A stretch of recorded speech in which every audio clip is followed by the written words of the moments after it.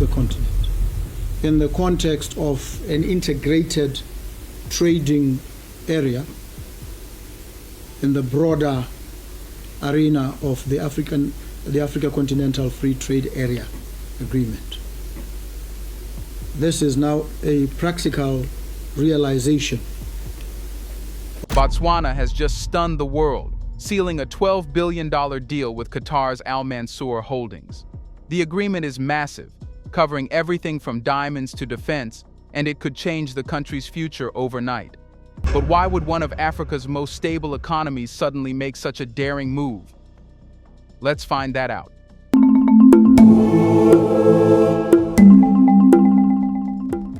The announcement landed like a thunderclap.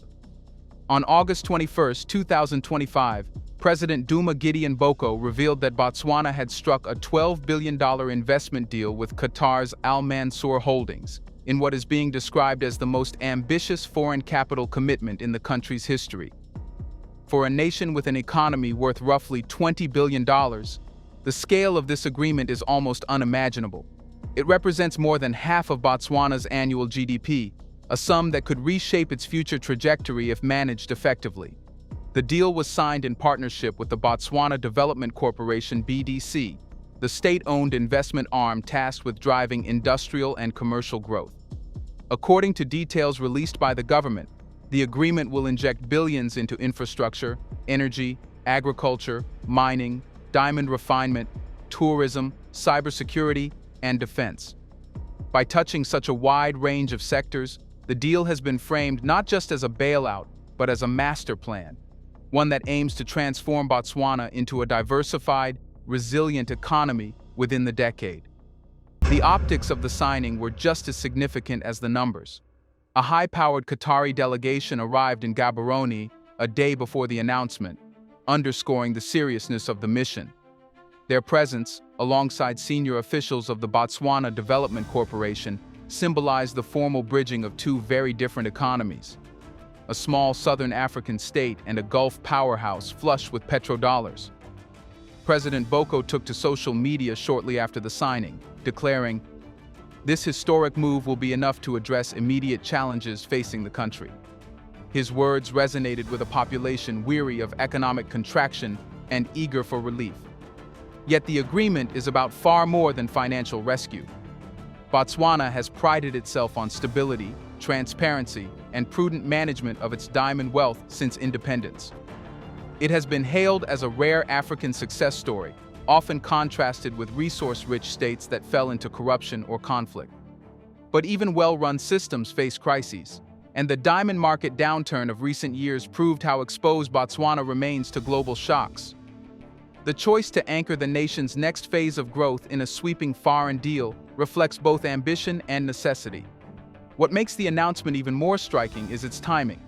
Just days earlier, President Boko was in Addis Ababa for the 38th Ordinary Session of the African Union, where leaders debated Africa's place in a rapidly shifting world order.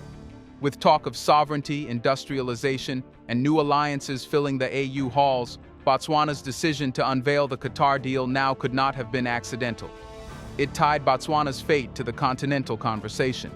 Africa no longer waiting for Western aid, but instead negotiating new partnerships on its own terms.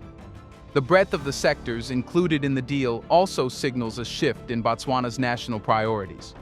Infrastructure projects are expected to modernize roads, transport hubs, and digital networks. Energy investments will diversify beyond traditional sources, with expectations of renewable initiatives alongside conventional power. Agriculture funding will target both food security and export potential, reducing the country's reliance on imports. Tourism investments are designed to boost Botswana's ecotourism appeal, capitalizing on its globally renowned wildlife reserves. Mining and diamond refinement projects, meanwhile, will keep more profits within Botswana by processing resources locally rather than exporting them raw. The most eyebrow-raising aspects, however, lie in cybersecurity and defense. Botswana has historically kept a low military profile, relying on its stability to avoid regional entanglements. Its decision to include defense cooperation with Qatar hints at a new strategic awareness, the recognition that in a volatile world, even stable nations must protect their sovereignty. Cybersecurity investments, too, suggest that Botswana sees its future not only in physical resources, but in the digital realm, where threats to finance and governance increasingly originate. Global analysts are already interpreting the deal through a wider lens. To some, it is evidence of Gulf states deepening their foothold in Africa, seeking both profit and influence. To others, it demonstrates how African nations are leveraging new partnerships to escape Western conditionalities. Either way, the symbolism is powerful. Botswana has shown that even smaller states can command billion-dollar commitments when they play their cards strategically. Still, for all the optimism, the question remains: why would a country long celebrated for its diamond wealth suddenly find itself dependent on such a sweeping deal to stabilize its economy? The answer lies in the story of how diamonds, once Botswana's greatest blessing, became the very reason it now seeks reinvention. To understand why Botswana reached for a deal of such magnitude, one has to revisit the country's long relationship with its most famous export, diamonds. Since the discovery of rich deposits in the late 1960s, Botswana has built its economy on the back of this glittering resource. It was diamonds that funded roads, schools, and hospitals. Diamonds that turned what was once one of the poorest countries in Africa into a middle-income success story. For decades, the diamond miracle was synonymous with Botswana's national identity. But as every resource-dependent nation eventually learns, blessings can become burdens. Diamonds account for around 80% of Botswana's export earnings, meaning that any fluctuation in global demand has immediate consequences for government revenue and household livelihoods. When the luxury market is booming, Botswana thrives. But when it contracts, as it has in recent years, the entire economy feels the shock. The downturn of 2024 was particularly bruising. Global consumers, squeezed by inflation and economic uncertainty, cut back on luxury purchases. Major diamond traders scaled back operations, and Botswana's mines slowed production. Government revenues plunged, forcing spending cuts in critical areas. For the first time in decades, the country faced a contraction not caused by mismanagement or conflict, but by the simple reality of over-reliance on a single commodity. This vulnerability sparked an urgent debate inside Botswana. Could the country continue to build its future on diamonds alone? President Duma Boko, who came to power with a promise of bold reforms, concluded that the answer was no. His administration recognized that while diamonds had carried Botswana far, they had also locked the country into a fragile economic model. The strategy had to change. Diversification became the new mantra. But diversification was easier said than done. Agriculture, though a natural candidate, had long been underdeveloped due to arid conditions and heavy import dependence. Tourism, despite Botswana's famed wildlife reserves like the Okavango Delta, lacked the scale and infrastructure to rival other global destinations. Manufacturing remained minimal, while sectors like technology and cybersecurity were virtually non-existent in the national economy. This is why the $12 billion deal with Qatar carries such weight. It was designed not just as an investment, but as a blueprint for a new Botswana. Billions will flow into modernizing agriculture through irrigation, mechanization, and research partnerships, aiming to turn the country into a net food producer. Tourism funding will expand luxury eco-lodges, diversify offerings beyond safaris, and integrate Botswana more deeply into global travel circuits. Energy investments are expected to reduce dependence on imported power, exploring both renewable sources like solar and expanded grid capacity. Perhaps the most transformative element lies in the plan for diamond refinement and value addition. For decades, Botswana exported raw stones that were later cut and polished abroad, where most of the profit was captured. By investing in domestic processing facilities, the country aims to keep that value at home, creating skilled jobs and positioning itself not just as a diamond exporter, but as a global hub of finished luxury goods. If successful, this could mark a fundamental shift in how Botswana relates to its most famous resource, not as a dependency, but as a foundation for broader industrial growth. In short, Botswana is at a crossroads. The era of diamonds as the sole pillar of the economy is fading, and a new chapter, defined by diversification and industrial ambition, is beginning. But diversification requires partners, and partners bring politics. Which raises the next question: Why did Botswana choose Qatar? And why did Qatar choose Botswana at this particular moment in history? Let's pause for a second to say big thank you to the Black Culture Diary community, where Black voices, stories, and legacies are preserved and amplified. By becoming a member, you're not just supporting the channel, you're becoming part of a powerful cultural movement. Let's continue. For decades, Botswana's financial relationships were shaped by the West. European markets absorbed their diamonds, international banks provided credit, and institutions like the IMF and World Bank loomed over fiscal policy. But such arrangements often came with conditions, austerity measures, structural reforms, and limits on how governments could spend or borrow. While Botswana managed to navigate these pressures better than many African peers, the lesson was clear. Western capital never arrived without strings. Qatar, by contrast, represents a different proposition. Flush with cash from hydrocarbons, its sovereign wealth funds and private holding companies are looking for high-yield investments abroad. Africa, with its resource wealth and rapid population growth, has become an obvious target. Unlike Western institutions, Qatari investors present themselves as partners rather than creditors. Deals are structured less around policy dictates and more around mutual benefit. Africa provides opportunity and access. The Gulf provides liquidity and expertise. For Botswana, the appeal was immediate. Qatar's money comes without the political lectures attached to Western aid. It also arrives at a moment when Gulf states are locked in their own competition for influence on the continent. Saudi Arabia, the United Arab Emirates, and Qatar are all racing to secure stakes in Africa's future, funding ports, energy plants, and infrastructure projects from Dakar to Djibouti. In this scramble, Botswana has become a prize, a politically stable, resource-rich nation in southern Africa, relatively untouched by Gulf competition until now. From Qatar's perspective, Botswana offers a strategic foothold. While North and East Africa have long been targets of Gulf investment, Southern Africa has remained less penetrated. By anchoring itself in Botswana, Qatar gains not only access to diamonds and minerals, but also a gateway to the Southern African Development Community, SADC, one of the continent's largest regional blocs. The timing is especially significant as South Africa faces internal challenges, leaving space for other regional players to rise. There is also a symbolic layer to the deal. Qatar has spent the past decade positioning itself as a global mediator and investor, from hosting the World Cup to pouring billions into Europe and Asia. Its arrival in Botswana signals that its ambitions extend deeper into Africa's heartland. By aligning with Botswana, a nation associated with stability and good governance, Qatar enhances its reputation as a constructive partner rather than a predatory actor. For President Boko, choosing Qatar also sends a powerful political message. It signals independence from Western tutelage, aligning Botswana with the broader South-South cooperation wave reshaping Africa's diplomacy.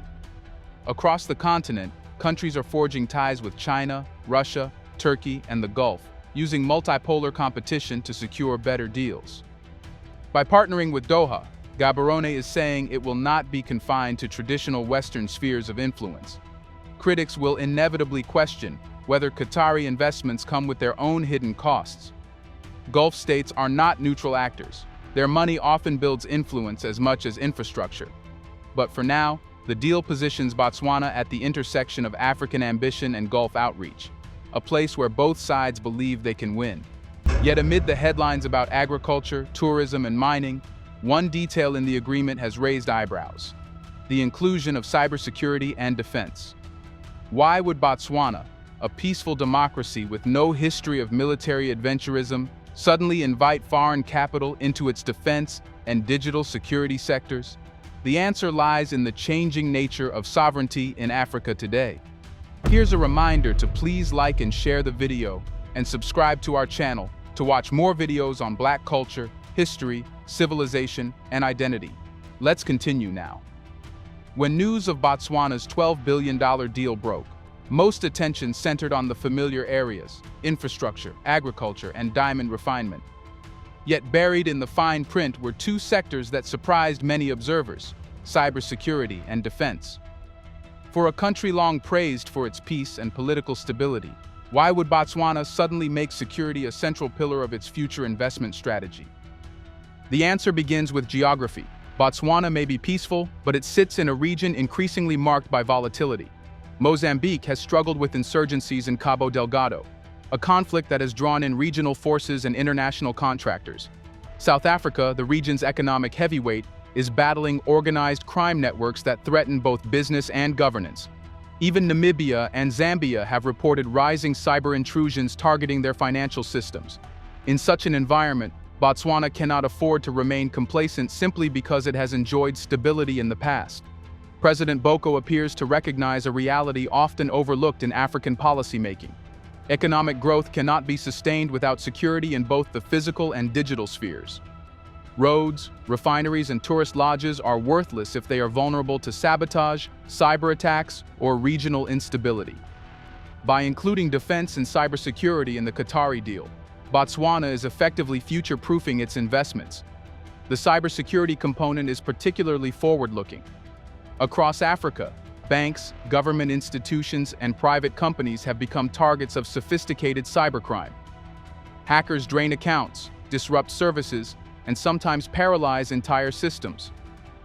Botswana, with ambitions to modernize its economy and integrate more deeply into digital trade, knows it cannot afford such vulnerabilities. Qatari capital and expertise can provide both the infrastructure and training to build a robust cyber defense system, one capable of protecting not only financial institutions but also critical national assets like energy grids and communications networks. Defense cooperation, meanwhile, raises intriguing strategic questions. Botswana has traditionally maintained a small, professional military with limited regional engagement. Its reputation has been one of neutrality and stability rather than militarization. But times are changing. As foreign powers jostle for influence in Africa, from Wagner's operations in the Sahel to America's shrinking military footprint, even smaller states are rethinking their defense postures. The inclusion of defense funding in this deal suggests Botswana wants to avoid dependence on external protection and instead build its own capacity. From Qatar's perspective, this element of the deal also makes sense. Security investments tend to create long-term ties that go beyond economics. If Qatari firms help build Botswana's digital and defense infrastructure, they embed themselves deeply in the country's future. This is an influence that cannot be easily undone, unlike a factory that can be closed or a loan that can be repaid. It ensures Qatar's strategic presence in southern Africa for years to come. Critics may worry that Botswana risks overstepping. Inviting foreign money into its defense sector could raise sovereignty questions. Yet supporters argue the opposite. By strengthening security through diversified partnerships, Botswana reduces the risk of being dominated by any single power.